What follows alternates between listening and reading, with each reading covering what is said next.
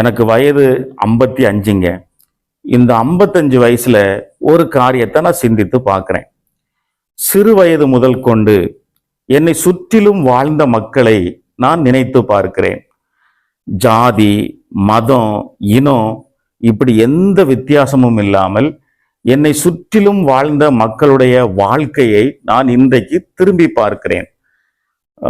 நான் சிறுவனாக இருந்த பொழுது அவர்கள் எப்படி வாழ்ந்தார்கள், இப்பொழுது அவர்கள் முதியவர்களானார்கள், இப்பொழுது அவர்கள் எப்படி இருக்கிறார்கள் என்று நான் ஆராய்ந்து பார்க்கும் பொழுது, சிந்தித்து பார்க்கும் பொழுது, இல்ல வாழ்க்கையில திரும்பி பார்க்கும் பொழுது ஒரு உண்மையை நான் கண்டுபிடிச்சேன்.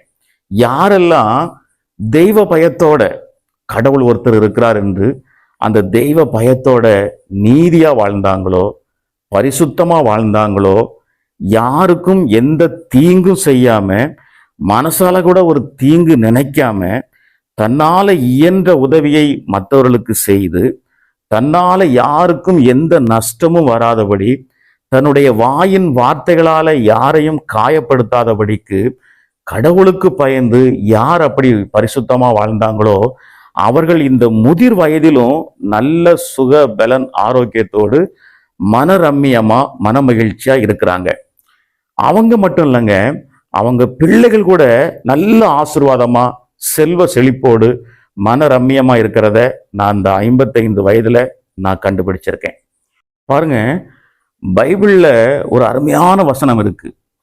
எந்த ஜனத்திலும் ஆகிலும், இந்துவா இருக்கலாம், கிறிஸ்தவங்களா இருக்கலாம், முஸ்லீமா இருக்கலாம், அல்லது கிறிஸ்தவங்களையோ கத்தோலிக்க சபையா இருக்கலாம், சிஎஸ்ஐ சபையா இருக்கலாம், பெந்தேகோ சபையா இருக்கலாம், இல்ல தெய்வமே இல்லைன்னு சொல்றவங்களா கூட இருக்கலாம்.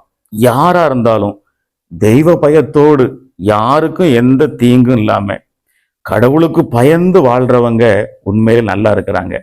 பைபிள் வசனம் ரொம்ப உண்மைங்க, ரொம்ப சத்தியங்க. இந்த வார்த்தையை நீங்க கை கொள்ளுங்க.